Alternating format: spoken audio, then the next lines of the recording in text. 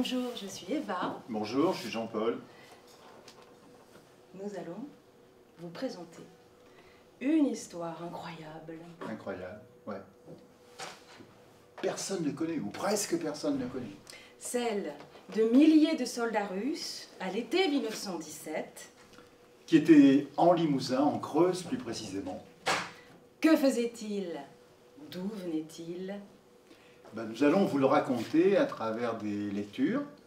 Des lectures, des extraits de livres, d'historiens, de romanciers. Et de soldats russes eux-mêmes. Et de soldats russes, ouais. Et puis on va le faire en musique. Avec Loïc.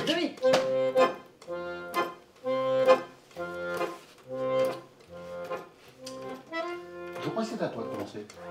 Tu vas raconter un petit peu l'origine, le départ des brigades? Non, c'est plutôt toi. Okay. Été 1915. Après un an de combats acharnés, la guerre s'enlise. À l'ouest, les fronts sont figés. Les hommes se sont enterrés dans un réseau de tranchées sur plusieurs centaines de kilomètres, de la mer du Nord à la Suisse. Les terribles combats d'Ypres, d'Artois et de Champagne n'ont guère donné de résultats, si ce n'est d'énormes pertes humaines. Des milliers de tonnes de fonte et d'acier ont été déversées sur les belligérants. Du métal de chez Schneider et de chez Krupp, d'excellente qualité. Le sang ruisselle. Les hommes meurent par centaines de milliers. C'est alors que le président du Conseil, le Français Paul Doumer, va rendre visite à Nicolas II, tsar de toutes les Russies. Et à l'issue de ces discussions, décision est prise par l'état-major d'envoyer 2 brigades de 10 000 hommes vers l'ouest, donc en France, qui ont été dénommées 1re et 3e brigade. Puis il y a eu 2 autres brigades, les brigades 2 et 4, qui ont été envoyées sur le front d'Orient à Salonique. Ces 2 brigades qui ont été envoyées en France n'étaient pas totalement identiques du point de vue de leur composition sociologique, et ça aura une grande importance pour ce que nous allons vous raconter un peu plus tard. La 1re brigade était constituée d'employés, travailleurs de la région de Moscou, et la 3e de paysans des régions de Tchelabinsk, des gens qui étaient moins politisés que ceux de la 1re brigade. Voilà. Et donc, maintenant, c'est toi. On chante? Ah ouais. On va chanter d'abord. Tiens, voilà. Une bonne idée.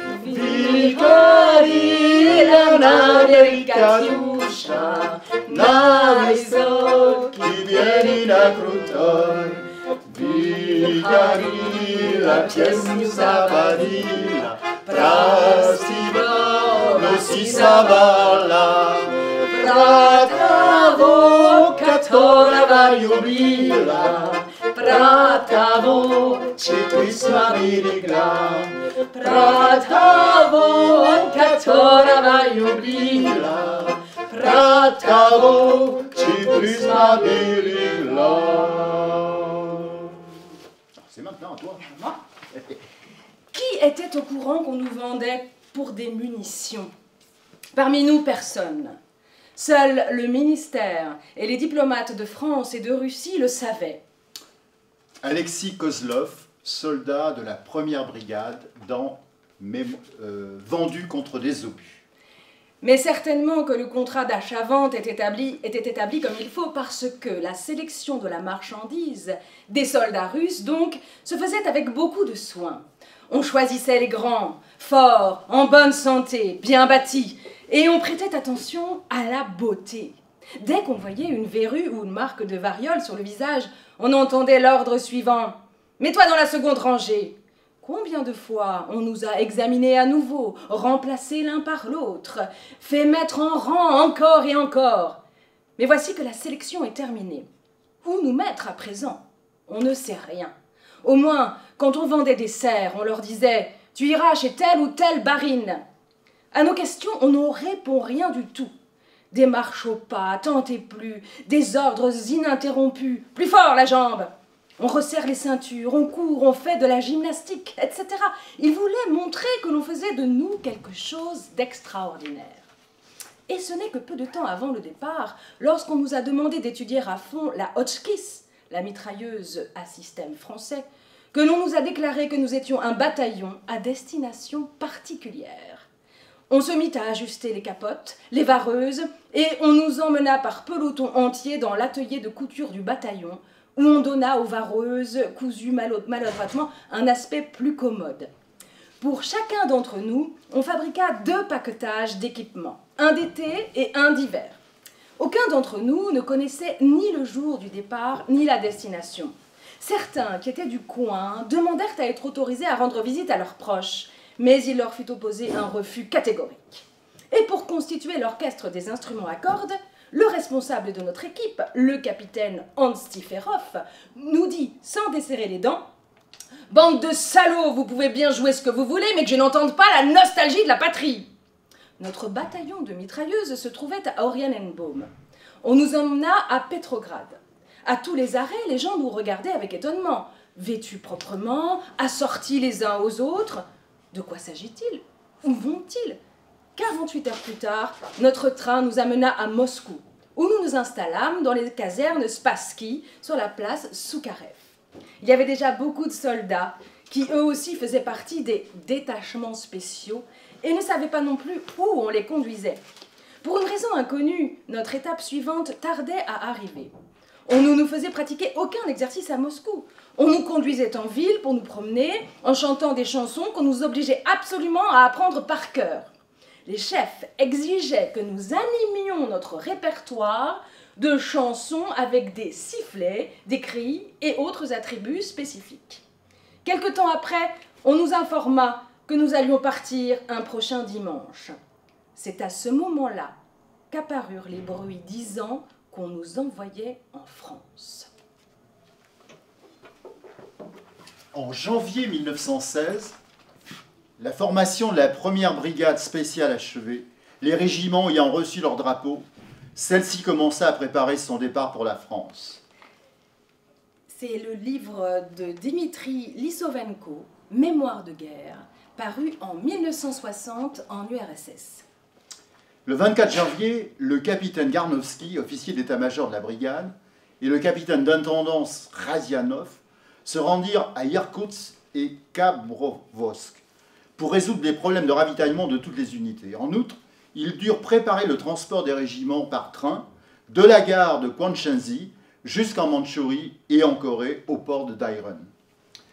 Le 25 janvier, à partir des points de regroupement, les trains commencèrent à s'ébranler avec des unités de la brigade par le chemin de fer de Sibérie jusqu'à la station de Kwanshenzi, lieu de transfert sur les trains japonais. De Moscou au port de Dairen, le voyage fut long et morne, mais bien plus long encore fut celui jusqu'au territoire français. Les unités traversèrent Ekaterinenburg, Omsk, Novosibirsk, Krasnoyarsk, Irkoutsk, Chita, la Mandchourie, Moukden et arrivèrent finalement à Dairen. Pendant l'acheminement, de très nombreux habitants des localités se rassemblaient lors des arrêts des trains en gare. Perplexes, ils interrogeaient les soldats. Pourquoi les trains se dirigeaient-ils vers l'est alors que la guerre faisait rage à l'ouest?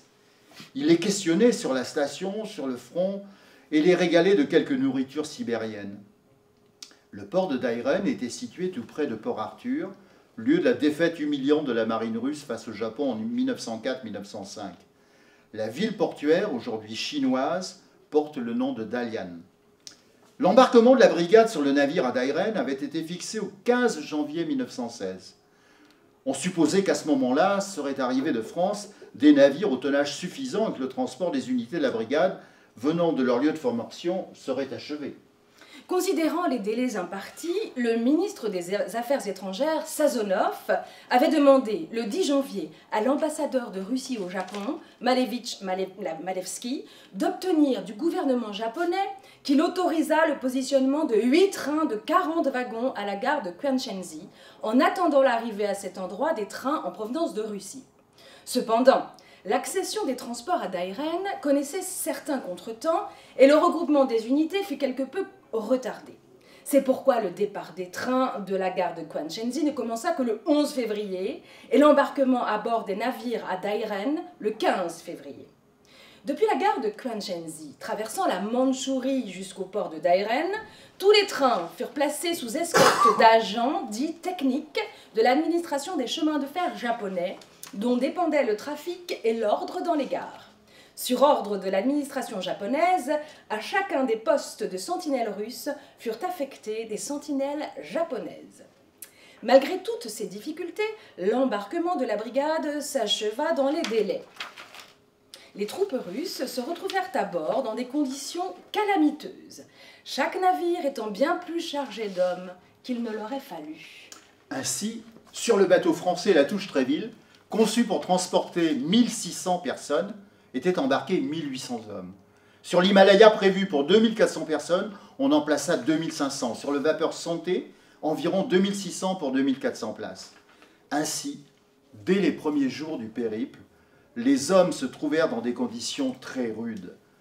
Les maladies apparurent, on dut donc abandonner de nombreux malades, du moins du 1er régiment, dans les hôpitaux des pays alliés sur la côte. Ces conditions pénibles, injustifiables, provoquèrent le mécontentement parmi les soldats, bien qu'il ne s'exprimât pas ouvertement en présence des officiers. La colère se renforça, surtout quand ils apprirent par l'équipage des bateaux français que, lors des embarquements de troupes, ces bâtiments n'accueillaient jamais autant de monde.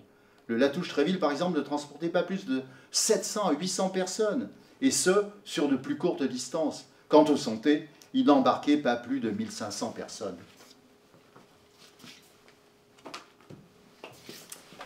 Les provisions faites au cours des escales permettent d'améliorer la qualité de la nourriture. Les repas sont cependant très mal préparés et dans une méconnaissance des règles d'hygiène. Ainsi s'exprime Georges Samotine, qui était tailleur de métier et qui était un soldat de la première brigade. Et son témoignage est retranscrit dans cet ouvrage, 1917, le Limousin et la Révolution russe. À Singapour, sur le La Touche-Tréville, les soldats ont refusé de prendre leur repas. Georges Samotine, soldat de la première brigade, raconte.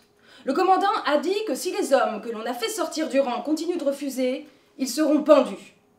Lui faisait partie de ces hommes qui ne résisteront pas à la menace, d'autant plus qu'un officier, cravache à la main, amène à la cuisine un homme de forte corpulence et lui ordonne de manger 10 rations. Nous n'en saurons pas davantage. C'est avec une précision ironique que Stéphane Gavrilenko décrit longuement dans son journal le partage des biscuits dont la répartition se fait par tirage au sort, chacun recevant de surcroît une cuillerée de poudre de biscuits. Un autre jour, il est en train de prendre son repas quand son groupe doit répondre à un appel inexplicable. À leur retour, les soldats dont les assiettes sont à proximité des stalles des bœufs constatent que leurs occupants affamés ne leur ont rien laissé.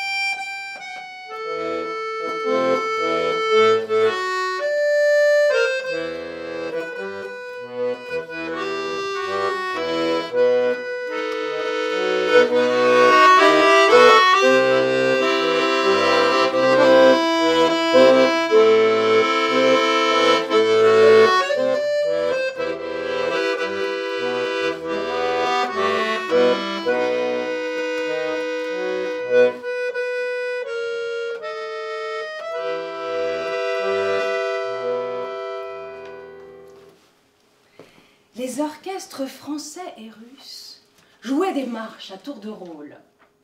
Le public criait des saluts enthousiastes aux soldats russes et les couvrait littéralement de fleurs. Nous sommes le 24 avril, après 72 jours de mer, les soldats de la première brigade débarquent à Marseille.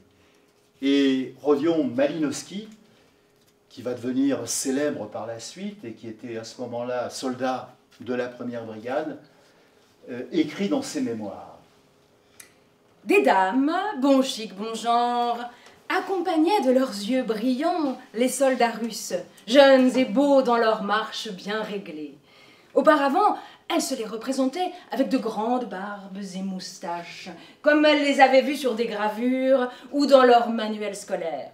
Et là, quelle agréable surprise! Jeunes, bien bâtis, les joues rouges, beaux! Oh, ils sont sympathiques, auréolés de gloire, et ils marchent. Quel pas! Amples, vigoureux, poitrine en avant. Certains portent des moustaches bien taillées, frisées vers le haut. Les soldats ont déjà décoré de fleurs leurs fusils, et messieurs les officiers ont des bouquets de fleurs dans les mains. Les Marseillais ont fait un accueil chaleureux aux soldats russes, exprimé leur enthousiasme, les saluts, leur envoient des baisers. On entend de ci, de là, oh, qu'ils sont beaux ces soldats russes. Courte pause, repos, on peut fumer. Les adjudants-chefs transmettent les ordres des officiers qui sont littéralement noyés dans la foule bigarrée des femmes marseillaises. Elles sont nombreuses, les hommes beaucoup moins, ils sont au front. En une minute, la foule s'était mêlée aux soldats russes, offrait des cigarettes, du chocolat, des gâteaux. On apporta des seaux et des cruches de vin et de cidre, les soldats étanchent leur soif. Et un peu plus loin même, des Françaises enlacent de leurs tendres bras les solides coups des soldats, les baisers claquent. Les soldats sont un peu perdus, mais ils répondent aux baisers. Halte! L'ordre eut du mal à se rétablir, mais le régiment reprit sa marche de bravoure dans la rue envahie par le peuple. De nouveau retentissent les « Vive la Russie !» En réponse, on entend les « Vive la France !» Messieurs les adjudants-chefs les y incitent. C'est ainsi qu'accompagné par la population en délire, le régiment arriva au camp qui se trouvait près de Marseille, le camp Mirabeau, entouré d'un mur de pierre et de massives portes en fer. Après 2 jours passés à Marseille, les voilà partis en train au camp de Mailly dans l'Aube pour l'instruction militaire. 1 mois et demi plus tard, ils vont être à Paris pour le défilé pour la fête nationale le 14 juillet. Et puis, c'est le départ au front pour les secteurs de Lude et d'Auberive.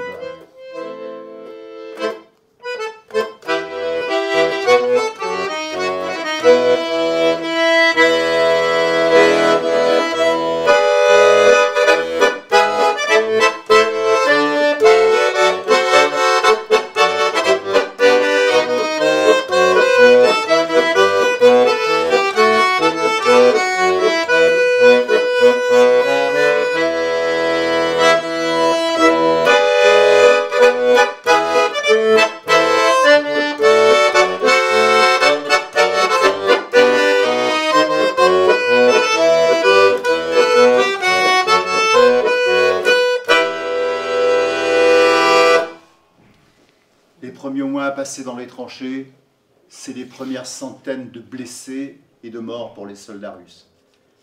Puis rapidement, en Russie, au mois de février, une révolution éclate. Les femmes défilent par milliers et milliers à Pétrograd, demandant du pain, demandant la paix, le retour de leurs maris. Et les hommes se joignent à ces mouvements et la révolution débute. Le tsar va abdiquer. Et un des premiers décrets, ce qu'on a appelé le prikaz numéro 1, est voté par le soviet de Pétrograd qui vient de se reconstituer. Je crois que c'est moi, Eva.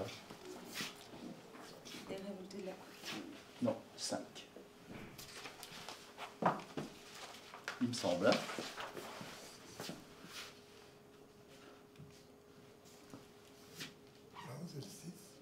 Eh bien non. Je crois que tu as raison. Dès le 12 mars deux organes de pouvoir voient le jour à Petrograd. D'un côté, des militants socialistes de plusieurs tendances appellent les ouvriers et la garnison à élire des députés qui se constituent en soviet. C'est dans ce livre qui s'intitule « Les révoltés de la Courtine » de Rémi Adam, qui est l'historien et le spécialiste français sur le corps expéditionnaire russe. De l'autre, un comité de députés libéraux de la Douma d'Empire crée un embryon de gouvernement provisoire à qui le soviet cède provisoirement le pas, le 15, tout en exigeant de lui qu'il prenne immédiatement un certain nombre de mesures, telles que la reconnaissance des libertés fondamentales, et qu'il entreprenne la réunion d'une assemblée constituante. C'est à ce gouvernement que le frère du tsar, sans abdiquer officiellement, remet dans les faits le pouvoir le 16 mars. Ce gouvernement n'entend pas rompre avec les engagements du tsar vis-à-vis des alliés, ni avec les buts de guerre de l'autocratie. Il est cependant conscient de la profondeur de la révolte au sein des armées, dont l'expression est donnée le 14 mars par le prikaz numéro 1 du soviet de Petrograd, qui inscrit dans le droit, sous la pression de la troupe, la fin de la discipline de l'ancien régime et proclame les droits du soldat. Pour le gouvernement provisoire, comme pour le commandement, et alors même que la préparation de l'offensive Nivelle bat son plein, rien n'est plus pressé que de bien faire comprendre aux soldats qu'on exige d'eux la même obéissance aveugle qu'avant la chute de l'autocratie. C'est à cette préoccupation que répond, début avril, une cérémonie de prestation de serment au nouveau pouvoir. Chaque soldat est appelé à renouveler envers lui l'engagement qu'il avait pris envers le tsar lors de son incorporation. De quoi offrir à la presse l'image rassurante de la continuité de l'alliance entre les deux pays. Toujours dans le même ouvrage, il est difficile d'établir l'unité au sein de laquelle fut formé le premier comité. Ces structures émergèrent en effet selon un double processus, spontané et d'en bas, en commençant par l'échelon des compagnies, puis d'en haut, c'est-à-dire sur l'initiative du gouvernement provisoire lui-même, qui amena à la constitution d'une structure verticale à tous les échelons du commandement. À l'arrière, informés plutôt des événements en Russie, des comités clandestins étaient apparus dans plusieurs centres de soins dès les premières semaines du printemps. Mais ces soviets ne reçurent jamais de reconnaissance légale. Un décret ultérieur de Kerensky les interdira même formellement dans les hôpitaux. Cela n'empêche pas le comité de l'hôpital Michelet, en région parisienne, de disposer de son propre règlement et d'entendre soumettre le commandement à son contrôle. Ce règlement, en effet, stipule que les chefs ne peuvent s'immiscer dans la vie intérieure des salles autrement que par l'intermédiaire des délégués du comité. Élu sur la base d'un délégué par salle, celui-ci est tenu d'exécuter les décisions des réunions de soldats et d'organiser une assemblée générale chaque semaine. Il est chargé de gérer les sommes allouées pour la satisfaction des besoins intellectuels des soldats, de l'organisation d'un cercle de discussion, d'une bibliothèque et de la tenue de conférences. Il revendique en outre le droit de contrôle du travail médical et de surveillance sur la nourriture. Doté d'un pouvoir de sanction contre lequel les soldats peuvent faire appel en assemblée générale, le comité signe enfin les décisions des médecins concernant le renvoi au front des blessés. Ces prérogatives donnent la mesure de la remise en cause du pouvoir des officiers au lendemain de la Révolution de février.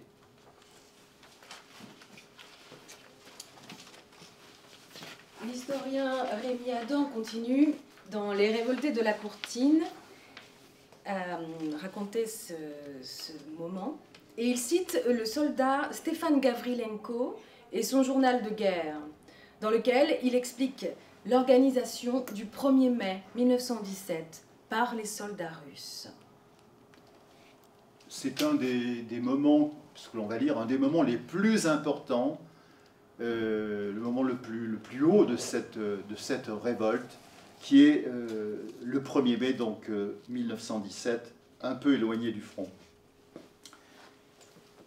Quand le silence a été établi et les rangs formés, le premier orateur des délégués ouvriers et soldats à prendre la parole a été le camarade Koussouraïev de la 9e compagnie, qui a fait un discours enflammé, expliquant pourquoi et en l'honneur de quoi nous étions venus ici.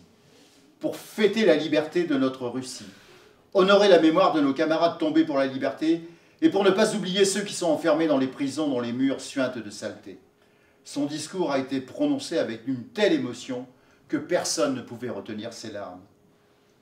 Après lui est intervenu le deuxième orateur, Ziegloff, qui a exprimé nos besoins, nos souffrances et a décrit les punitions venant de nos chefs, se comportant de façon si révoltante. À entendre un si beau discours, chaque soldat en avait l'âme retournée. Tous avaient le visage en larmes. On avait envie de dire « Voilà comment vous, scélérats que vous êtes, vous vous comportiez avec nous, les soldats. Maintenant, regardez-nous les yeux dans les yeux. Qui de nous avait raison? Qui était coupable? Vous buviez notre sang, vous nous forciez à appeler blanc ce qui est noir et noir ce qui est blanc. Mais le noir s'est levé devant les yeux des soldats, il s'est transformé en blanc, puis en rouge, et soudain tout s'est obscurci dans l'épaisseur mortelle de la nuit. Nos soldats ne laissaient pas parler les officiers parce que ceux-ci avaient tous les torts. Alors ils se taisaient, tandis que les soldats exprimaient toute leur douleur accumulée ces derniers temps. C'est alors que Ivanov est arrivé à la tribune. Il a prononcé un discours très long, montrant qu'il avait compris le caractère juste des paroles de nos délégués et qu'il avait pris conscience des humiliations infligées aux soldats par les officiers et par lui-même. Il a dit « Soldats, c'est l'ancien régime qui nous y obligeait, c'était une grande injustice. » Et il a ajouté « Vive la Russie libre! Vive l'armée révolutionnaire! Hurrah !» Un bruyant « Hurrah !» a répondu au sien. Lui a succédé le député de notre 10e compagnie, Polikarpov, qui a salué ses camarades soldats et messieurs les officiers. Il nous a ensuite fait un discours. Camarades, quelle joie se manifeste chez nous en Russie, une joie qui est parvenue jusqu'à nous. Mais nous ne devons pas oublier les camarades morts pour rien, ceux qu'on a fusillés dans les camps de Mailly pour des actions réelles ou supposées. Tout le régiment était dans le coup, mais 8 hommes ont été considérés comme coupables. Et le colonel Ivanov les a fait passer devant un tribunal. Je dois dire une chose. Si le colonel Ivanov a conscience de sa faute, qu'il vienne à ma place et que face à tout le régiment, il demande pardon à ceux qu'il a fait fusiller. Voici que le général Palitzine et notre général de brigade, Lobzhitsky, arrivent à cheval vers notre régiment. Le général Palitzine a mis pied à terre, il est venu près des soldats et a demandé « Permettez-moi de venir parmi vous !» On a dit « Qu'il vienne !» Il est arrivé, a écouté nos discours et a dit « Messieurs les soldats, permettez-moi de vous lire l'ordre que j'ai apporté. » Nous l'avons autorisé. Il en a fait la lecture. Les orateurs lui ont dit « Nous connaissons cet ordre depuis longtemps et il est inutile de nous le lire. Il y en a assez d'amuser la galerie. » Ensuite, après ces paroles, plusieurs orateurs se sont succédés et ont entrepris de lui rappeler les sanctions auxquelles il en avait tant rajouté. Et à la fin, tous lui ont dit d'une seule voix « À bas le vieux bureaucrate, à bas !» Il a alors demandé « Petit frère, permettez-moi de partir. » On lui a accordé le passage. Et derrière lui, tout le monde criait « À bas !» Et il est reparti à cheval.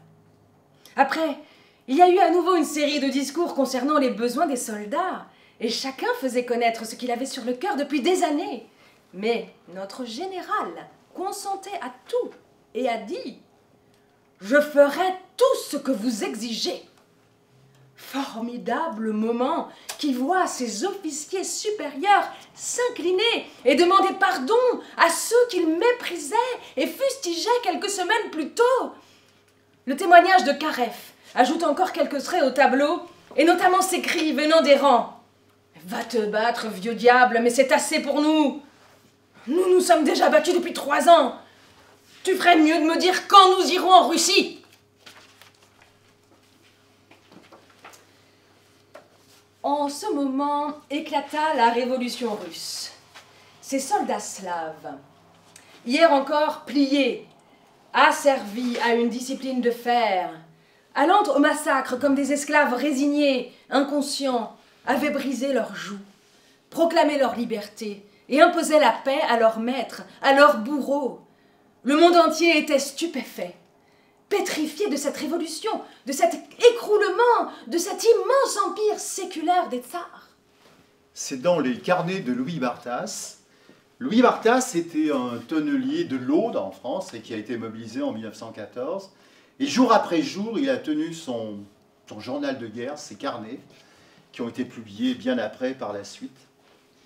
Ces événements eurent leurs répercussions sur le front français et un vent de révolte souffla sur presque tous les régiments.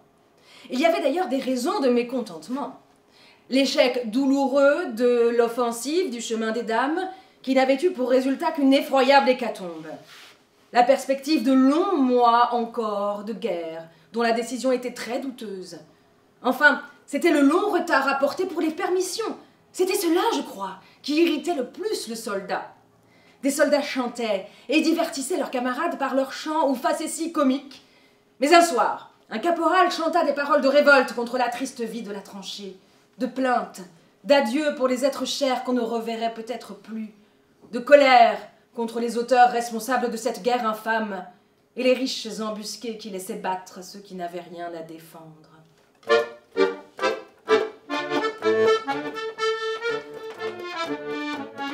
Au refrain, des centaines de bouches reprenaient en chœur, et à la fin, des applaudissements frénétiques éclataient, auxquels se mêlaient les cris de « paix ou révolution »,« à bas la guerre »,« permission, permission ». Un soir, patriotes, voilez-vous la face, l'internationale retentit, éclata en tempête.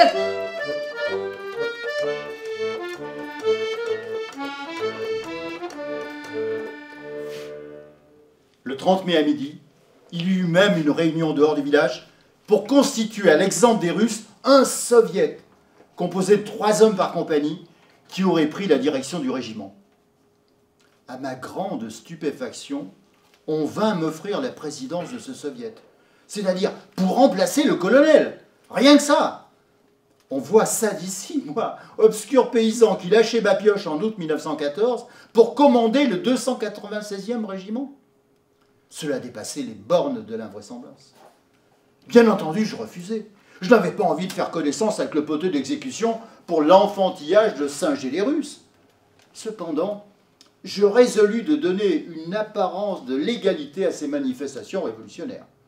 Je rédigeai un manifeste à transmettre à nos chefs de compagnie, protestant contre le retard des permissions. Il débutait ainsi.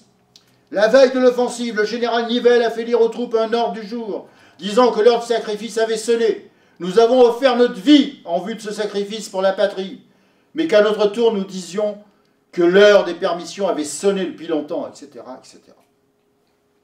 La révolte était placée ainsi sur le terrain du droit et de la justice. Ce manifeste fut lu par un poilu à la voix sonore qui s'était juché à califourchon sur une branche de chêne. Des applaudissements frénétiques soulignèrent les dernières lignes. Cela flattait peu ma vanité, car si l'on apprenait quel était celui qui avait rédigé cette protestation, si modérée soit-elle, mon affaire était claire. C'était le conseil de guerre, certain. Et ce qui était possible, 12 balles le bel, chargé de m'expédier dans un autre monde avant l'heure fixée par le destin. À 3 heures du soir, par un brûlant soleil, on quitta Daucourt. À 5 heures, le régiment traversa Sainte-Ménéhould, où des événements tragiques venaient de se dérouler. 2 régiments venaient de se mutiner, s'étaient emparés de la caserne en criant « Paix aux révolutions !» Le général, étant allé essayer de les haranguer, fut empoigné, collé au mur, et allait être fusillé lorsqu'un commandant très aimé de ses hommes réussit à sauver le général et à obtenir que les révoltés se laissent conduire au camp de Châlons pour jouir d'un long repos. Des coups de fusil ayant été tirés sur un groupe d'officiers qui essayaient de s'approcher de la caserne, des balles allèrent faire des victimes dans la ville. Il y eut, nous dit-on, 2 tués. On jugea prudent, en haut lieu, d'isoler les 3 bataillons du 296e régiment les uns des autres, et on nous cantonna dans des lieux assez distants. Notre bataillon fut baraqué dans des baraquements à 4 km de Sainte-Menehould. C'est là seulement que nous nous aperçûmes qu'il manquait les 2 autres bataillons. Le lendemain soir, à 7 heures, on nous rassembla pour le départ aux tranchées. De bruyantes manifestations se produisirent. Cris, chants, hurlements, coups de sifflet. Bien entendu, l'internationale retentit. Si les officiers avaient fait un geste, dit un mot contre ce chahut, Je crois sincèrement qu'ils auraient été massacrés sans pitié, tant l'exaltation était grande.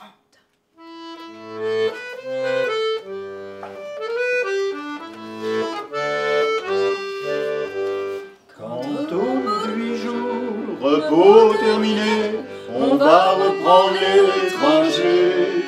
Notre place est si utile que sans nous on prend la pile. Mais c'est bien fini, on en a assez, personne ne veut plus marcher. Et le cœur bien gros, comme dans un sanglot, on dit adieu au sifflot. Même sans tambour, même sans trompette, on s'en va là-haut en baissant la tête. Adieu la vie, adieu l'amour, adieu toutes les femmes. C'est bien fini, c'est pour toujours, de cette guerre infâme. C'est à Craonne, sur le plateau, on doit laisser sa peau. Car nous sommes tous condamnés, nous sommes les sacrifiés.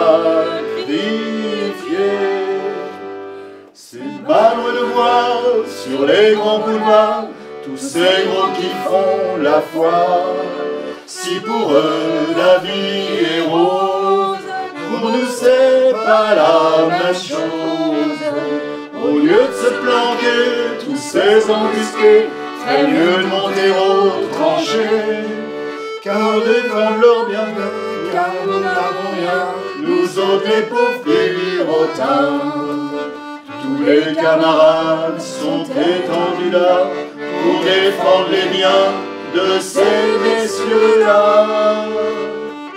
Ceux qui ont le pognon, ceux-là reviendront, car c'est pour eux qu'on crève. Mais c'est fini, car les troupions vont tous se mettre en grève. Ce sera votre tour, messieurs les gros, de monter sur le plateau.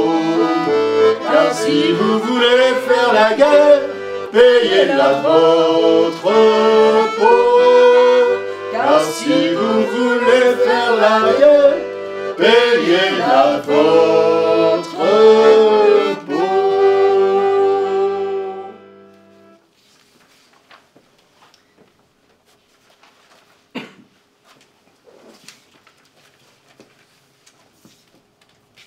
Ce que nous allons vous lire est un extrait d'une nouvelle de Jean Giono, ce grand écrivain français qui lui-même avait été mobilisé en 1914, avait fait toute la guerre sans d'ailleurs tirer un seul coup de fusil, comme il écrivait plus tard, et une guerre dont il ressortit profondément pacifiste.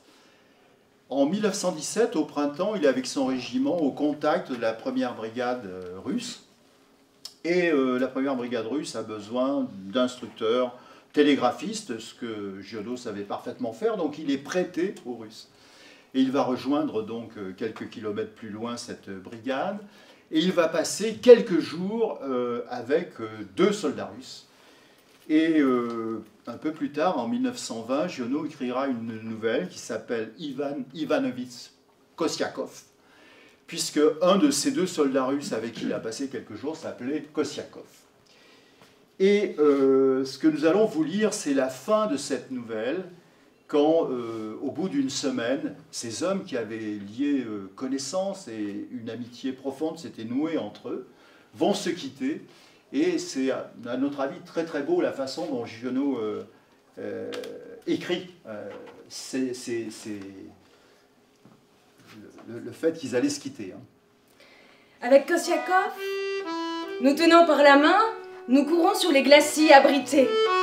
Et quand, essoufflé bientôt, je m'arrête, il me lève sur ses bras solides et m'emporte comme un gosse malgré mes cris. Nous allons sur le canal pêcher la carpe à la grenade. À la copée du moulin, nous achetons des confitures, des provisions, et nous les mangeons en route avec notre main comme cuillère. Je fume du tabac russe, des cigarettes comme le doigt roulées dans du papier buvard. Kossiakov m'a procuré une blouse pareille à la sienne. Il m'appelle Ivan et il tire sur ma pipe sans grande conviction. Le soir, Il écrit à ma cousine de longues lettres en russe. Puis il me mime ses espérances. Il est marié avec elle et les fourrures abondent. Bientôt il est riche, un gros ventre, des favoris, une belle litière épaisse et lourde et une rangée d'enfants classés par ordre de grandeur décroissante comme les tuyaux d'une syringe. Un beau matin avec des alouettes et un peu de soleil. Sur le glacis du fort, les pâquerettes sont fleuries. J'avais pas encore remarqué. Kossiakov porte mon sac. Notre marche sur les caillebotis est le seul bruit du matin, avec le haut fruiseli des alouettes. Son pas, mon pas, son pas mêlé au mien, le mien seul. Je tourne la tête. Kossiakov, arrêté, cueille une pâquerette. Il m'a donné de ce tabac blond que je n'aime pas, un paquet de thé et une saucisse rôtie. Il n'a rien voulu accepter de moi, pas même ce vieux briquet qui lui faisait envie. Mais je l'ai mis dans la poche de sa capote sans qu'il me voie. Au canal, sentinelle russe. Kossiakov parlemente. Il n'y a rien à faire. Il ne peut pas dépasser le pont. Il déboucle le sac. Il aide à l'arrimer sur mes épaules. Ça y est, je l'équilibre d'un coup de rein. Ces minutes sont encore précises en moi. Je tends la main. Même à un Français, je ne saurais que dire en cet instant. Kossiakov me saisit aux épaules, m'embrasse légèrement sur la bouche, puis, à grandes enjambées, sans un regard en arrière, il tourne le dépôt des obus et disparaît. Abasourdi, seul, vide, j'essaye d'appeler Kossiakov et le nom s'embourbe dans ma gorge. Un avion de chasse au fond du ciel ronfle comme une abeille. Ivan Ivanovitch Kossiakov a été fusillé au camp de Chalon en juillet 1917. Sur la dernière phrase que vient de lire Eva, il semblerait, je dis bien il semblerait qu'il y ait une erreur ou quelque chose de volontaire dans ce qu'écrit Jean Giono, parce que nous pensons qu'il fait référence à ces premiers soldats russes qui ont été fusillés au camp de Mailly, mais c'était en août 1916 et non pas en 1917 comme il le dit. Bon, peu importe, mais toujours dans cette nouvelle, je ne résiste pas à vous lire un très court extrait. Je vous ai parlé de deux soldats, Kossiakov et un autre. L'autre s'appelait Vassili. Et Vassili, il était accordéoniste. Et il n'arrêtait pas de jouer de l'accordéon. Jour, mais nuit également. Et Giono, il en avait par-dessus la tête. Et il dit, Vassili est allé chercher du thé. Je pense qu'en allant à la cuisine, je pourrais me faire donner celui qui a servi et le mélanger à mon tabac. Il revient, re-accordéon. 11 heures. Toujours vagonitika, avec de courtes variations dans un air lugubre comme un vent sur les marées. Est-ce que ça va durer comme la nuit passée? Ça en a l'air. Kossiakov couché me regarde, je vois son œil luire dans l'ombre. Je préfère aller coucher dans le couloir. Paillasse, couverture, je déménage. Et Vassili, infatigable, étire sa mélopée comme un confiseur, la pâte à berlingot.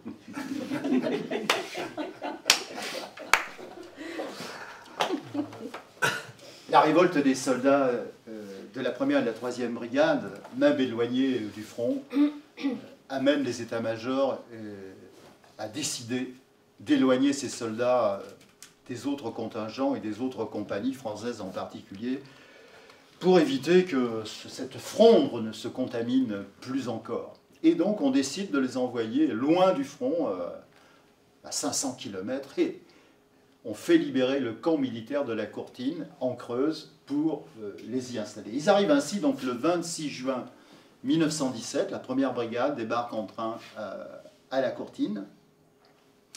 Et puis la vie va s'organiser au camp, la 3e brigade va arriver quelques jours plus tard. Ils vont se retrouver donc 15 475 en Creuse, au camp de la Courtine.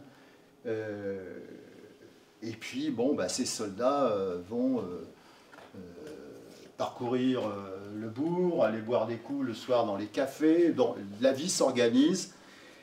Et figurez-vous que parmi les traducteurs de ces brigades russes, il y avait plusieurs Français, mais il y en avait un tout particulièrement qui était un compositeur de musique, qui s'appelait Paul Leflemme, qui avait passé avant 1914 plusieurs années en Russie comme précepteur, et qui donc avait entrepris de former un petit orchestre avec les soldats russes.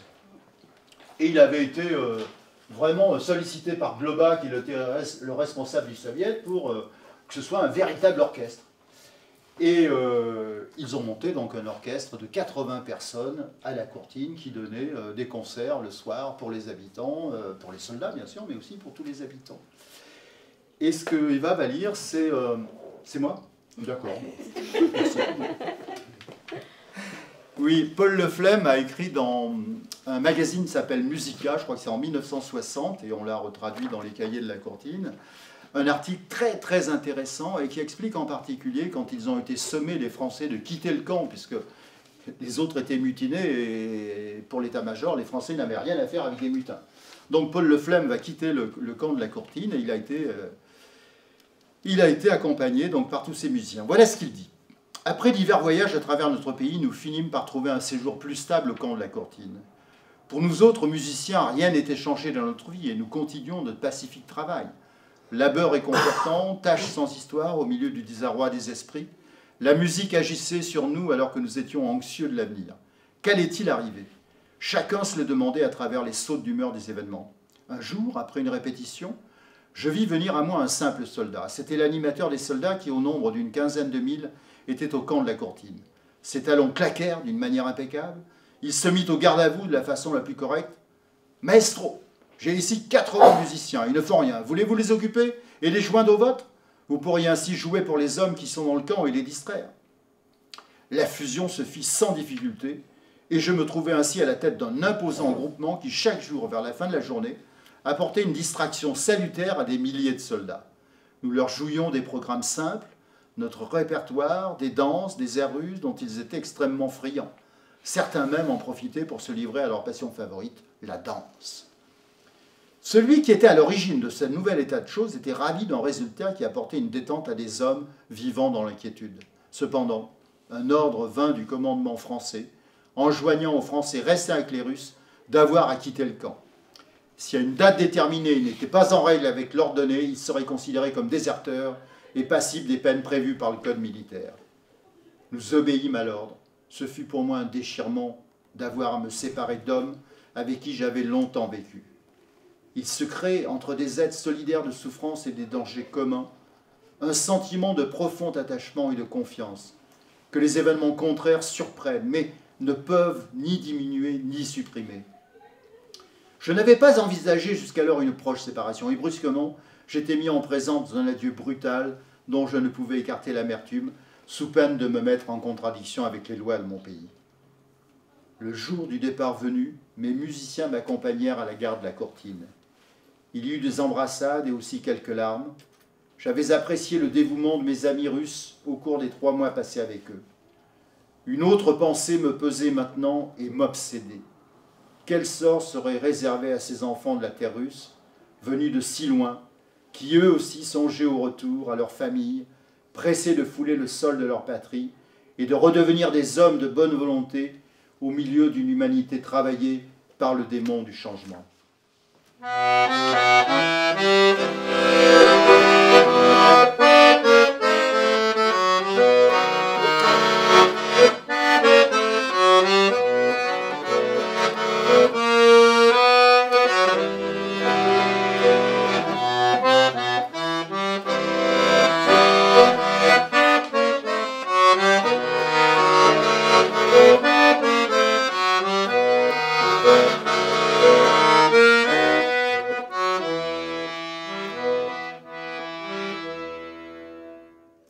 Le 26 juin, je disais, la première brigade était arrivée, la 3e brigade est arrivée donc, le 5 juillet.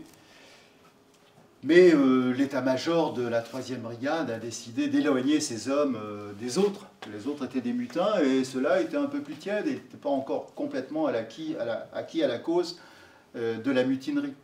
Et donc on les fait sortir du camp, 6500 hommes, et on les transfère à quelques kilomètres de là, à Felletin. Et puis ils vont passer quelques semaines à Felletin, donc ils arrivent là-bas aux alentours du 10 juillet. Et là, on a le témoignage d'une habitante de Felletin. Ces soldats qui venaient de la Courtine avaient une réputation presque de sauvages. Ils se révélèrent les meilleurs des hommes du monde durant leur séjour de presque un mois à Felletin. À part quelques-uns, bon, qui buvaient comme des outres, la généralité était composée de braves garçons, très doux, sociables, délicats et polis, et surtout d'une générosité dont tous les commerçants peuvent témoigner. Tout le temps qu'ils restèrent parmi nous, il n'y a rien à leur reprocher, hein. Au contraire, le jour de la fête nationale, leur musique donna un concert. Par la suite, ils organisèrent une fête dans le hall de l'école primaire supérieure. Et ils en firent profiter toute la population, hein. Ils avaient d'ailleurs bien fait les choses. Ils payèrent tous les frais et ils offrirent même gratuitement aux spectateurs des rafraîchissements. Donc juillet et août,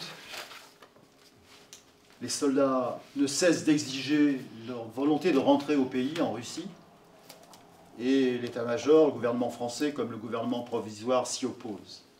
Et ça va être une succession d'ultimatums qui vont être lancés à ces soldats, de rendre leurs armes, leurs chevaux, et de reprendre les combats, ce qu'ils vont refuser.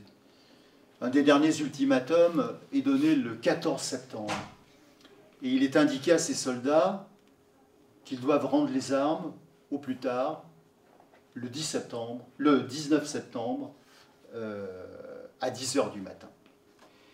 Henri Barbus écrit dans Le Feu les premiers instants qui vont voir les troupes loyalistes russes, 2500 soldats qui avaient été regroupés tout autour du camp de la Courtine et 5000 soldats français en deuxième rideau, qui vont commencer à canonner donc les mutins qui sont retranchés dans le camp.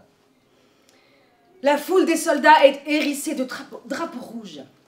Lorsqu'ils sont venus en cortège au lieu de réunion, ces drapeaux qu'ils tenaient poussaient leur foule comme des voiles. Les orateurs crient en plein air et finissent tous leur discours de la même façon. Nous voulons retourner en Russie, et cela seulement. Nous voulons aller dans la Révolution. Un autre dit, nous sommes ici 11 000. Un homme doucereux insinue, il vaudrait mieux céder, se rendre. Tous ont une seule voix pour crier non. La voix de tous ajoute, nous mourrons pour le drapeau rouge. La Marseillaise et l'Internationale. À 10h-5, le meeting cesse. La musique joue une marche funèbre. Il y a à l'horizon un grondement sifflant. Puis un volcan éclate parmi les hommes, sur la terre. 2 musiciens sont tués et s'écroulent. Les autres, à côté des vides, continuent à jouer. On voit tomber des formes humaines dans la fumée, gesticuler les agonies.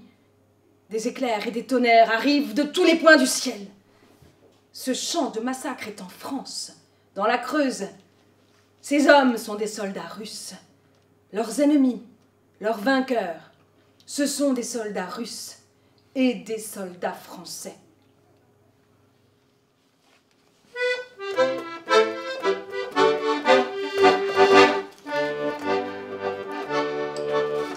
Cette Marseillaise que les soldats jouèrent à la Courtine alors que les premiers obus tombaient sur eux a été composée en 1875 par Lavrov et c'était un hymne anti-tsariste. Voilà un petit peu ce que disait cet hymne qui va jusqu'en 1917 être l'hymne des ouvriers, des progressistes, des révolutionnaires avant d'être supplanté par l'Internationale en 1917. Dénonçons l'ancien monde. Enlevons sa poussière de nos pieds. Nous n'avons pas besoin des idoles d'or. Nous détestons les palais du tsar. Nous irons parmi les frères souffrants. Nous irons vers ceux qui ont faim. Ensemble, avec eux, nous envoyons nos fléaux aux portes de l'enfer. Nous les appellerons à lutter avec nous. Debout, debout, travailleurs! Debout contre les ennemis, frères affamés! En avant! En avant! Le peuple crie vengeance! En avant! En avant! En avant! En avant!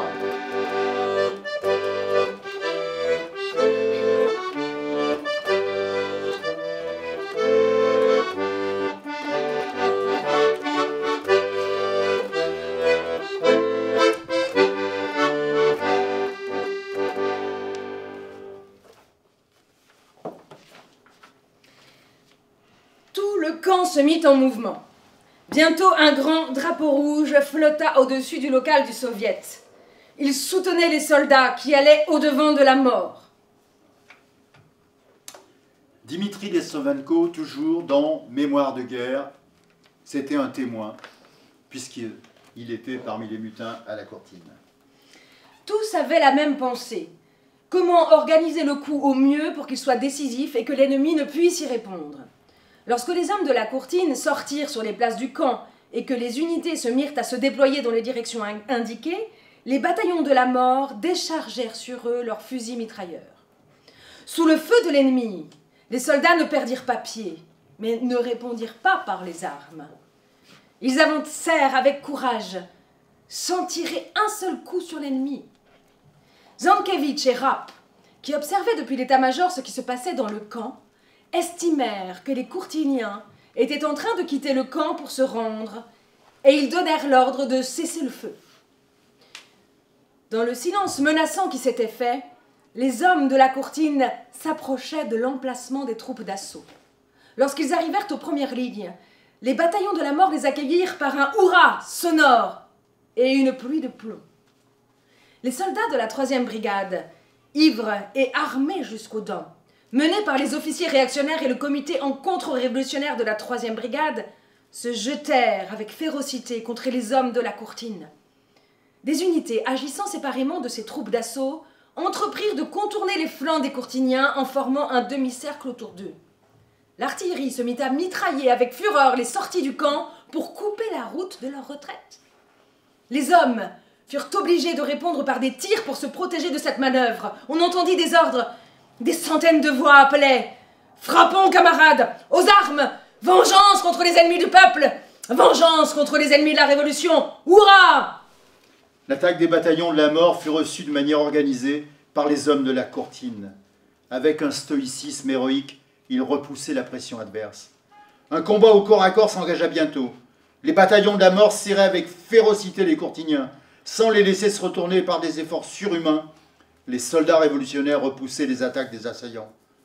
Le combat d'homme à homme fut féroce. À un moment, les hommes de la Courtine percèrent la ligne des bataillons de la mort et s'abattirent sur eux avec une fureur effrayante. Les soldats se battaient à coups de baïonnette et de crosse.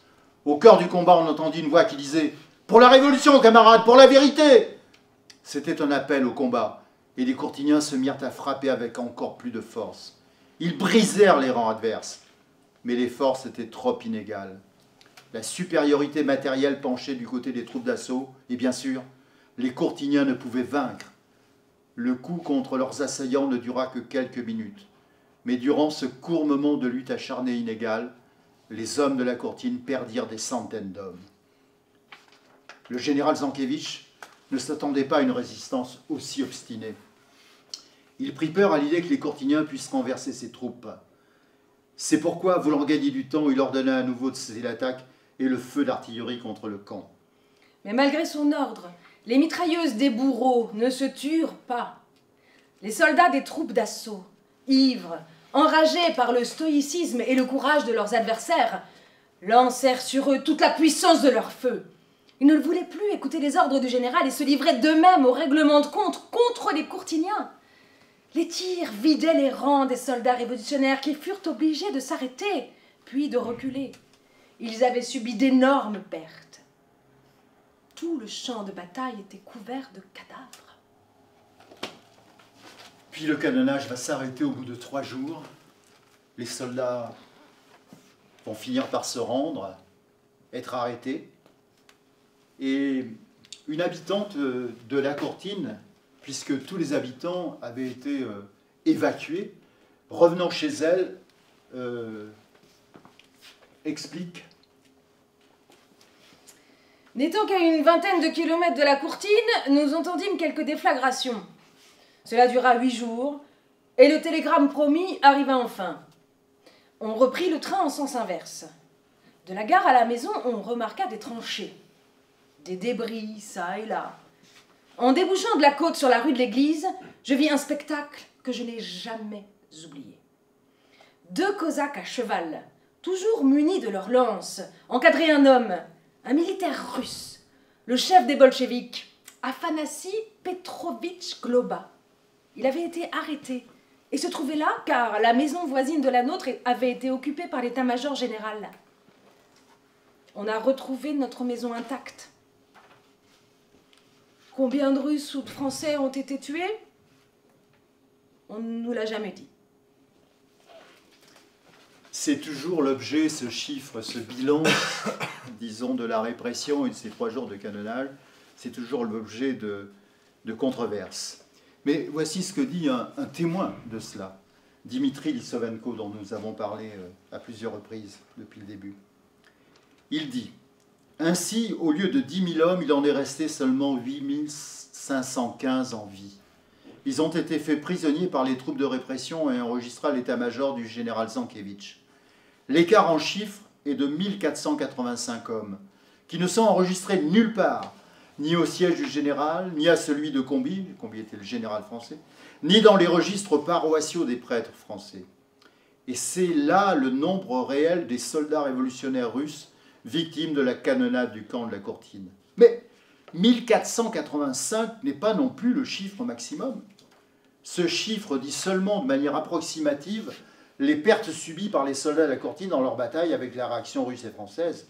Et on ne peut pas enlever de ce décompte l'escouade de convalescents qui comprenait approximativement 350 hommes, les 700 hommes de la 3e brigade qui étaient restés au camp de la Courtine après le démembrement de la division, et les 2 compagnies auxiliaires de 120 hommes chacune. Ainsi, si l'on ajoute aux pertes mentionnées les 700 de la 3e brigade, qui ne figurent nulle part, les 350 hommes convalescents et les 240 soldats des troupes auxiliaires, le total des victimes du massacre de la Courtine approchera 3000. Si l'on prête attention au fait que la 1re brigade au camp comprenait plus de 10 000 hommes, alors le total des victimes dépasse de loin les 3000 personnes. Voilà le prix qu'ont payé les soldats révolutionnaires russes en France dans leur tentative d'arrêter la guerre fratricide déchaînée par l'impérialisme international.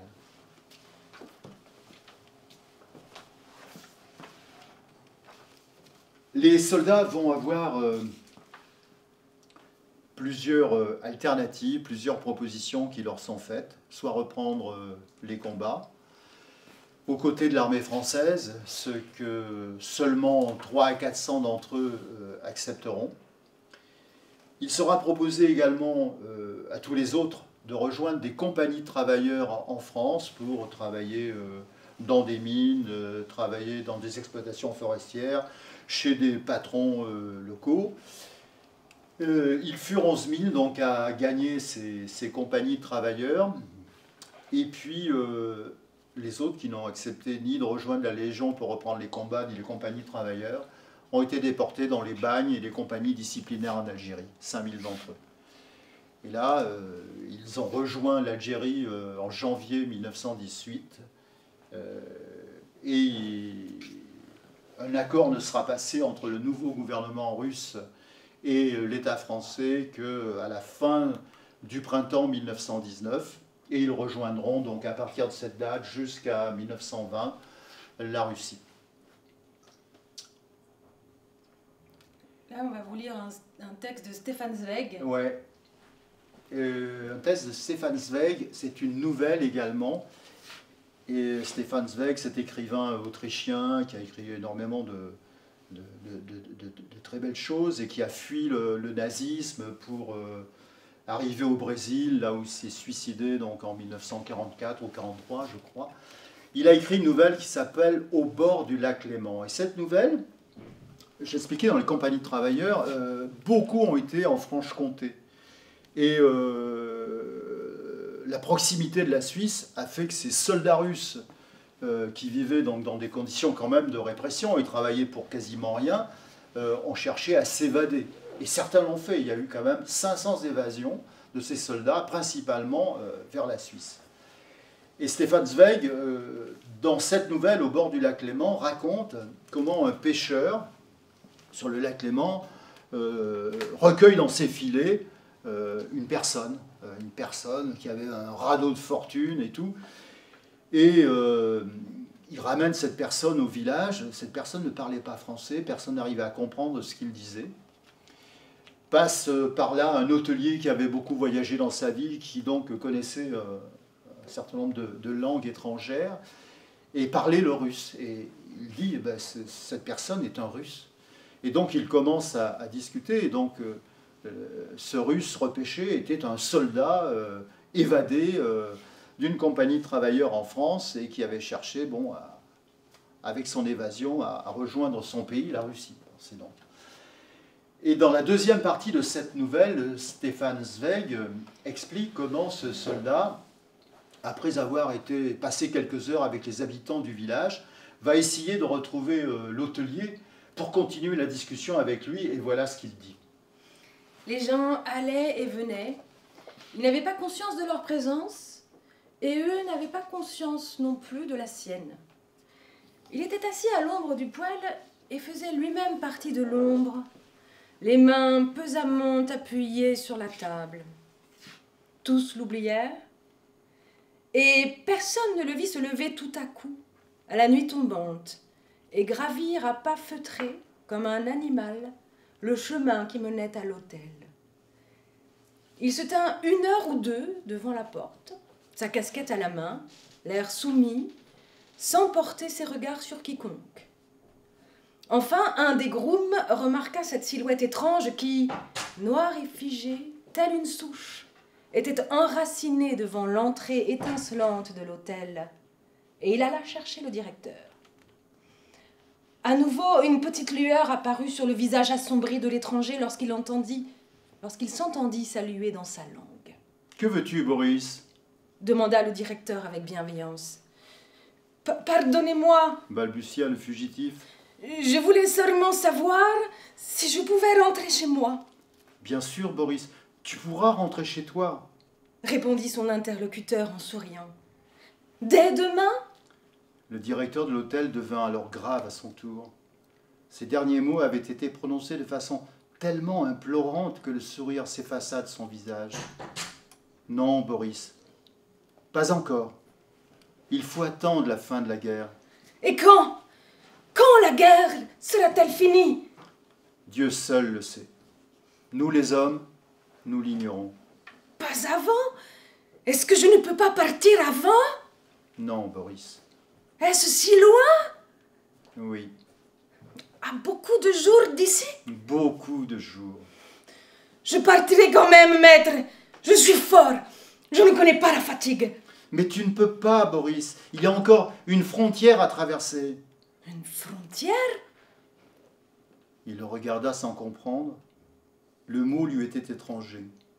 Puis il reprit avec l'obstination curieuse qui lui était propre. « Je nagerai jusqu'à l'autre côté. » Le directeur de l'hôtel fut tenté de sourire, mais son interlocuteur lui faisait de la peine et il lui expliqua calmement. « Non, Boris, ce n'est pas possible.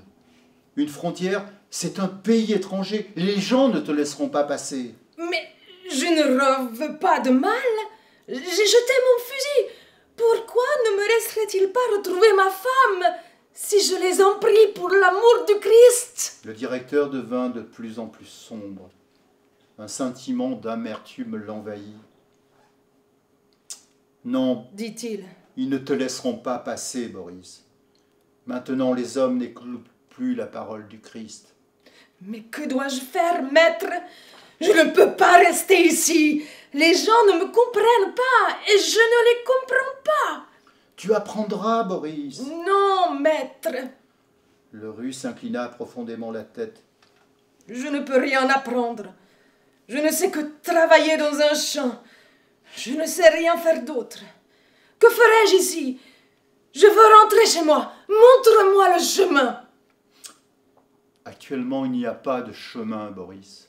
Mais ils ne peuvent quand même pas m'empêcher de retourner auprès de ma femme et de mes enfants. Je ne suis plus un soldat. Ils le peuvent, Boris. Et le tsar? Il posa cette question tout d'un coup, tremblant d'espoir et de respect. Il n'y a plus de tsar, Boris. Les hommes l'ont destitué. Il n'y a plus de tsar? Il fixa son interlocuteur d'un air hébété. Une dernière lueur s'éteignit en son regard, puis il dit sur un ton très las. Alors, je ne peux pas rentrer chez moi? Pas encore, Boris. Il faut que tu attendes. Longtemps? Je ne sais pas. Dans l'obscurité, son visage prit une expression de plus en plus sombre. J'ai déjà attendu si longtemps. Je ne peux plus attendre. Montre-moi le chemin, je veux essayer. Il n'y a pas de chemin, Boris. Ils t'arrêteront à la frontière. Reste ici, nous te trouverons du travail. Les gens ici ne me comprennent pas et je ne les comprends pas. S'obstina-t-il. Je ne peux pas vivre ici. Aide-moi, maître. Je ne peux pas, Boris. Aide-moi, maître, pour l'amour du Christ. Aide-moi, je suis à bout. Je ne peux pas, Boris. Personne actuellement ne peut aider personne. Ils demeurèrent muets l'un en face de l'autre. Boris tordait sa casquette dans ses mains. Pourquoi alors m'ont-ils fait partir de chez moi? Ils ont dit que je devais défendre la Russie et le tsar. Mais la Russie est loin d'ici. Et le tsar, tu dis qu'ils l'ont. Comment as-tu dit? Destitué. Destitué? Il répéta ce mot sans comprendre. Que vais-je faire maintenant, maître? Il faut que je rentre à la maison. Mes enfants m'appellent à grands cris. Je ne peux pas vivre ici. Aide-moi, maître, aide-moi. Je ne peux pas, Boris. Et personne ne peut m'aider. Actuellement, personne. Le Russe courba davantage la tête, puis il dit soudain d'une voix sourde. Je te remercie, maître. Et il se retourna. Il descendit très lentement le chemin. Le directeur de l'hôtel le suivit longtemps des yeux et s'étonna de voir qu'il ne prenait pas la direction de son auberge, mais celle des marches conduisant au lac. Il poussa un profond soupir et retourna à son travail. Le hasard voulut que ce fût le même pêcheur qui trouva le lendemain le corps entièrement nu du noyé. Il avait posé avec soin sur le rivage le pantalon, la casquette et la veste qu'on lui avait offerte, et était entré dans l'eau ainsi qu'il en était sorti. On établit un nouveau procès-verbal, et comme on ne connaissait pas le nom de l'étranger, on planta sur sa tombe une croix de bois bon marché, une de ces petites croix qui sont autant de traces de destin anonyme et dont notre Europe est maintenant recouverte d'une extrémité à l'autre. Ils furent 10 000 à être déportés en Algérie dans les bagnes. Et en 1919, ces milliers de soldats furent rapatriés par bateau à Odessa, dans le sud de l'Ukraine. 400 d'entre eux restèrent en France et fondèrent des familles. Jean Giono écrit en 1937 dans Refus d'obéissance. Je ne peux pas oublier que vous avez été des hommes vivants et que vous êtes morts. Qu'on vous a tués au grand moment où vous cherchiez votre bonheur et qu'on vous a tués pour rien. Qu'on vous a engagé par force et par mensonge dans des actions où votre intérêt n'était pas. Vous, dont j'ai connu l'amitié, le rire et la joie, je ne peux pas oublier que les dirigeants de la guerre ne vous considéraient que comme du matériel.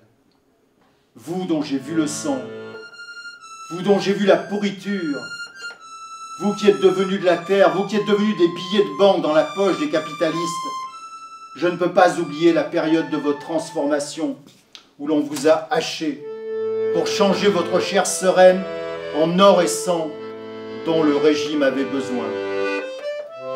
Mais vous avez gagné, car vos visages sont dans toutes les brumes, vos voix dans toutes les saisons, vos gémissements dans toutes les nuits. Vos corps gonflent la terre comme le corps des monstres gonfle la mer. Je ne peux pas oublier, je ne peux pas pardonner. Votre présence farouche nous défend la pitié, même pour nos amis, s'ils oublient.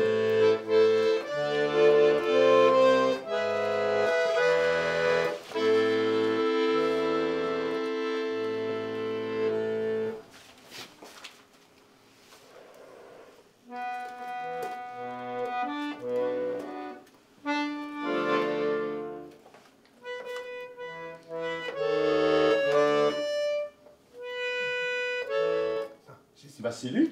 Non,